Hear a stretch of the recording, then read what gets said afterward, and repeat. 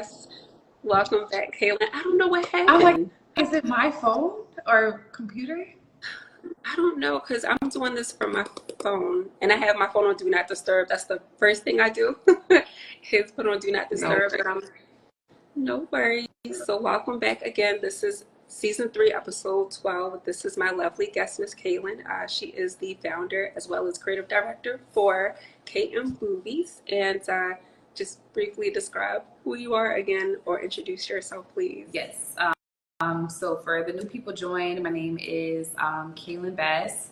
I'm the founder and CEO of Kaelin Boobies Boob Tape. We're located in New Orleans, founded in New Orleans, and we provide women non-surgical breast lifts. Thank you. So I do have another question. I have quite a few questions. But my next question was going to be actually what inspired you to create Kaelin Boobies Boob Tape? Like what inspired you? That's a really good question. So honestly, it was really just me having the actual problem myself. And then noticing that my friends were also experiencing the same problem. So I feel like after COVID, there was a real shift in changing and trending of clothing. You know, a lot of backless, a lot of low V cut. Low V cut was the one that I was seeing really the most. And then you were having like a lot of backless, a lot of strapless outfits. And I'm just like, I can't wear any of this. My friends can't wear any of this. And so I'm like, this is such a problem. And, you know, we're living in a time where technology is, you know, on the rise. And I'm just like, why isn't there a real solution for this? So I went ahead and Googled boob tape. And when I did, I noticed that there were a few boob tape companies, but there weren't any for Black women. Meaning like, you know, you can wear whatever color boob tape you want, right? Because it's not really going to be seen. But the fact that they had no tape our color, just lighter, or the color white or the color black, to me was like a slap in the face to the Black community. One, because we're the community that needs it the most. We statistically, you know, other races are able to afford breast surgeries, breast augmentations. So to me, they had really missed a really big mark.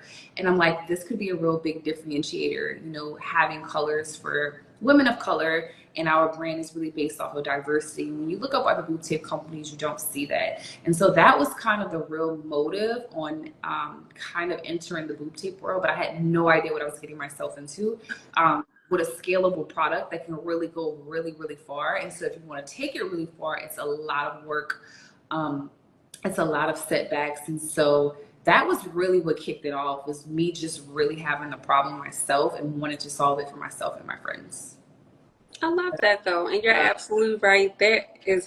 I've tried several different brands, and it's either you sweat, they fall off, or when they're here, it's hard to come off. Yeah. And that was really our biggest thing with starting the boob tape company was, you know, we really wanted to make sure that adhesive was really good for all skin types. And we're still working on that, because as you migrate into this world, you really realize that there are so many different types of skin types. Yes. And I think that is our biggest thing right now, is that making sure that we can, one, dedicate our product to different skin types.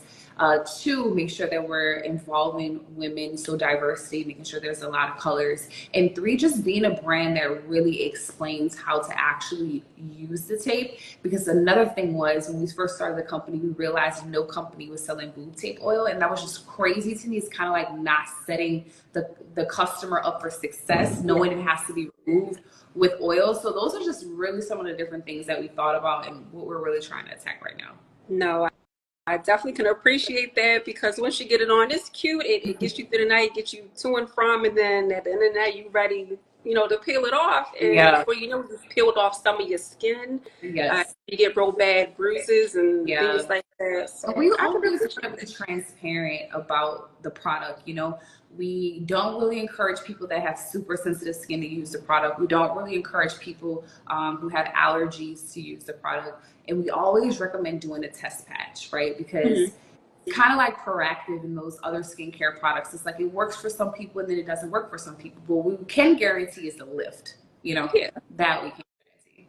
So no, I definitely I think that's a beautiful thing, because as much as we all want that solution and want to wear boob tape, it's not for everybody. Yeah. It's not, and I wouldn't recommend it for somebody who has sensitive skin as well. But what challenges did you face when starting Kaelin Boobies, and how did you overcome them? Yeah, I think I'm still facing challenges. You know, I'm 4 years in. If your business can survive after 5 years, you're really on a really good track to that 10-year mark. And what you really struggle with the most is really discipline, you know, because you can't depend on motivation. Motivation comes and goes. So you really have to depend on discipline and kind of doing the same thing every day in a routine. And that's something that I struggle with, one, by just having ADHD, two, by not being able to sit down and focus. And so that has been some of the hardest parts. Another thing that has been really hard is really breaking into the ad world. By us selling a product that does expose the cleavage area. You know, we've been running into a lot of roadblocks still to this day, you know, running ads and reaching customers, which is going to be really important as we grow the company. You want to get in front of more people. So I would say ads for sure. And then being disciplined. You have to build a community around you that is in the entrepreneur world, or you're not going to survive. That is like most important. Rule number one that I would say is, if you're starting the business, just drown yourself in people around you that's doing something that you like. And I know that just sounds so cliche and you hear it all the time, but it really goes in one ear and out the other. So I think people need to keep hearing it. No, I think that's important. That's really important because you want to surround yourself with people who are where you're trying to get to or where you're going. Yeah. Because at least then, if they see that you're falling behind, they can come lift you up like, hey, come on, you know, you're falling behind. We gotta stay on it. It's just so much knowledge, you know, that you think you're doing the right thing, and like what I see businesses make the most mistakes, and we did the same thing. One, you have to fail fast. Like, let's just get to the failure so we can get to the success. A lot of people just don't want to fail. They're scared, or like, I don't want to spend too much money on here. What if I don't really see my return? You have to go for it in order to really know. The second thing that I noticed that people do a lot is jumping the gun and doing things that aren't really good for the business at such an early stage. So I'm trying to think of a really good example. Like, ads would be a really good example, right? You don't really want to start running ads until you have a really good, legitimate product, right? A lot of people struggle with figuring out, is your product, you know, scalable? And scalable basically means, in a shorter term, is, you know, can this product survive after 2 years, and what is the longevity of it? You know, there's a lot of things that come and go, like the little things that was on the back of the iPhone that stuck with your hand, that kind of helps. That was like really popular at one time. Everybody's phone had it on, and then it just died.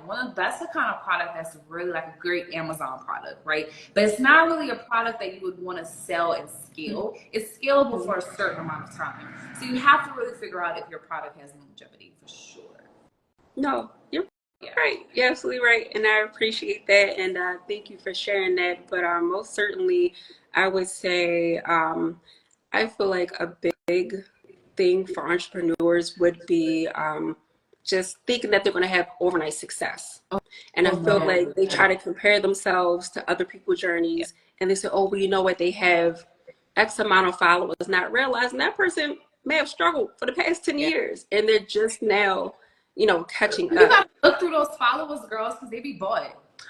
That part. That entire part. But a lot of people don't know that. A lot of people do not know that, and they feel like, oh, you know, they have all these followers, and you know, if I just do this, this, and this, then I can get to where they at. It's never an easy road. It's just not. It's not a shortcut. It's none of that. But I think that's a big challenge. Yeah, one thing I would say that really helped me navigate a little bit in this world is that I actually went to school to be a journalist, and I was going to accept my first job in Oklahoma during right when COVID hit, and then they paused all reporting jobs like indefinitely for a minute.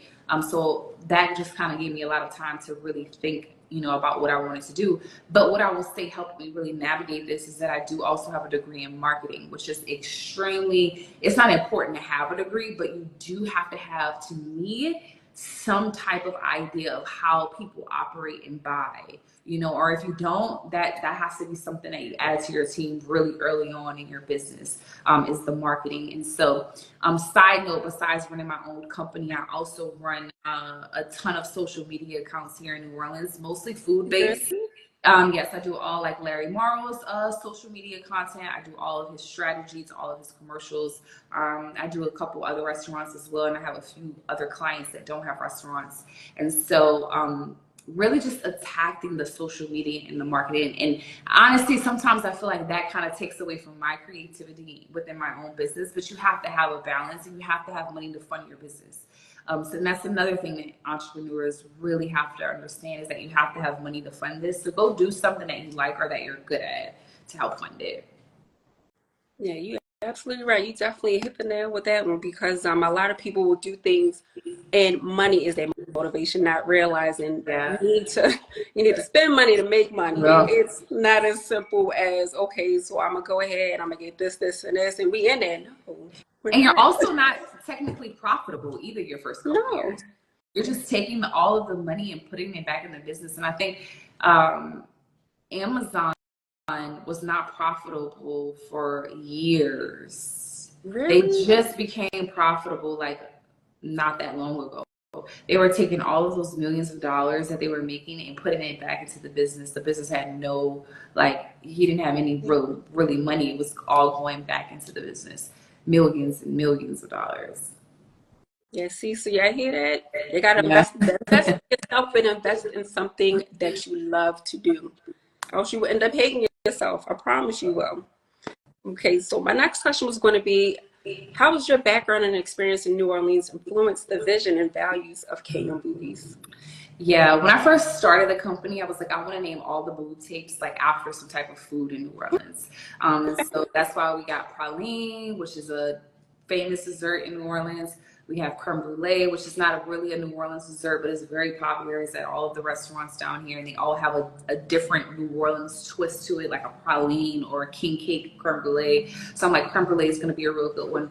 We had a mayor named Ray Nagin, who was very popular. He called New Orleans Chocolate City. So we went ahead and did our darkest color, Chocolate City. And then, of course, for Black, we had to name it Voodoo. And so New Orleans has been such a great support system for my company. It really is the reason that it is what it is today and will be what it is, what it will be in the future. Because I was able to captivate the people in my city first. And I think that's where a lot of people mess up at, is that they want to move and go to another city and try to take over this big city that they know nobody, they don't even know anybody there. I think you really have to get your people in your community talking. And a lot of times, a lot of the contracts that we have with stores are really by word of mouth. So New Orleans has been such a blessing to me. It's crazy. No, and I love that. And you're absolutely right because a lot of people don't look local.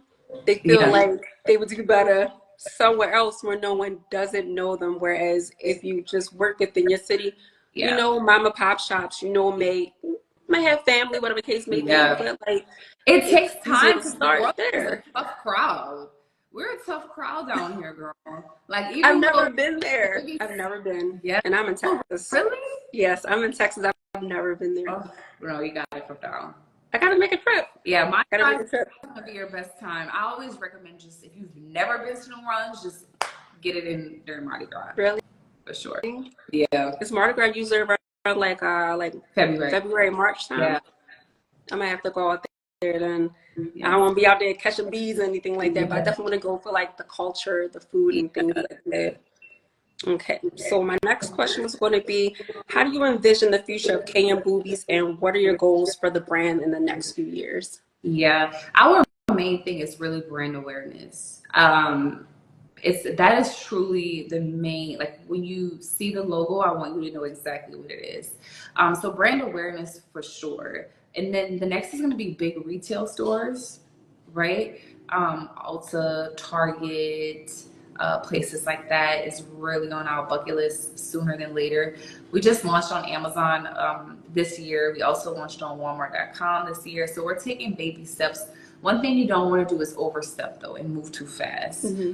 Because once you start getting into these big retail stores, you have to be able to, one, stock the shelves and not see your return for the next 2 or 3 months. That's how it works. So you actually have to front the money first for the product, and then they are going to negotiate what they feel like they should pay for the product. So it's really a lot that goes into it. But we really just see ourselves being the next big Skims, but for undergarments. And that's honestly, so the first time I ever came across your page, that was the first thing that I realized. I was like, okay, skim for boobs. Okay, I'm Yeah. fine. But I love the packaging. I love the brand, and I love it all. And I really, truly hope that you go all the way because you really can. You can.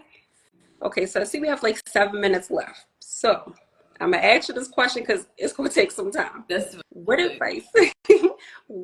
I'm sorry, if you could give a title to your memoir of your journey this far, what would the title be and why? Ooh.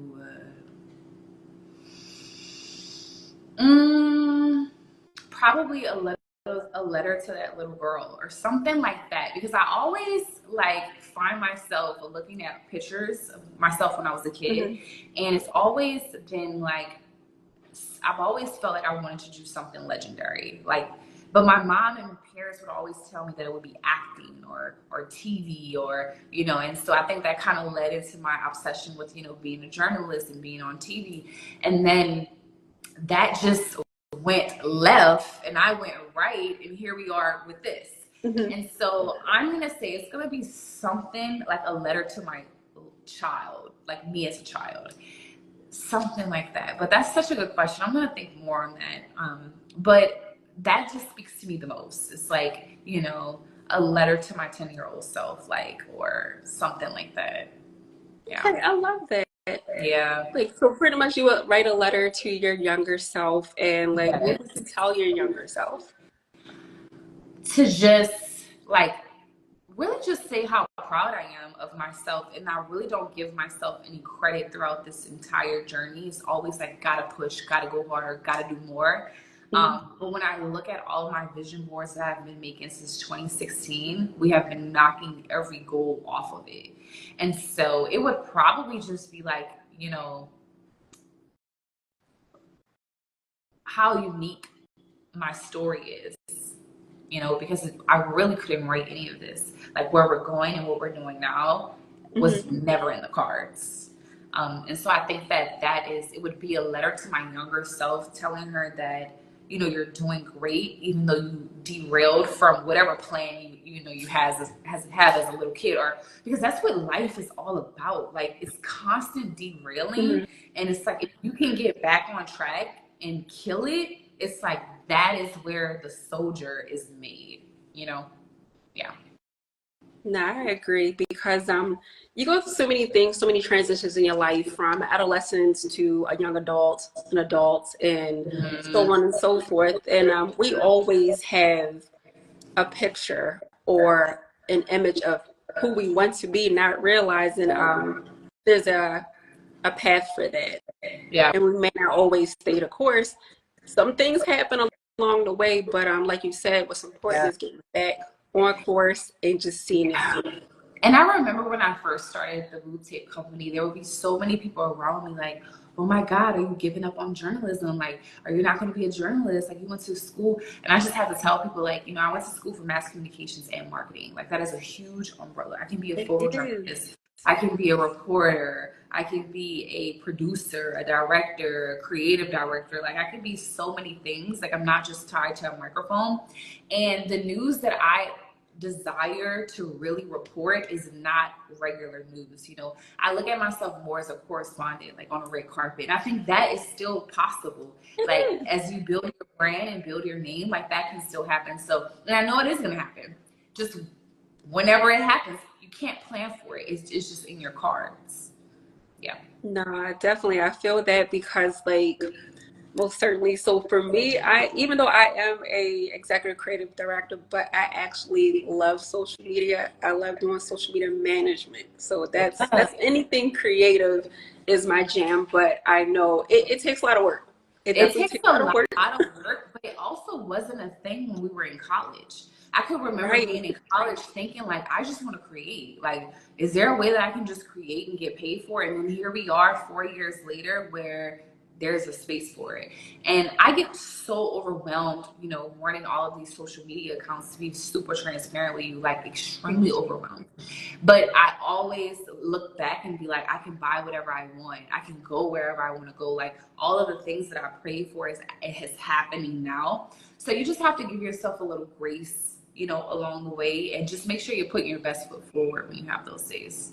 I most certainly appreciate everything you just said, because I take a look at some days like, oh, I really don't girl. feel like it. Yeah. But I see we're almost out of time. I know you gotta go, but I thank you so much for your time and the knowledge that you dropped today. And this will be our won't be our last time meeting up with you, and No, certainly let's we'll do it continue to again. push. Yes, Sure. agree. Thank So you. we'll link up and we'll get that together. Good night, everybody. Thank you so much for joining us. It was Kaelin Bass. And until next time, bye. Thank you. Bye.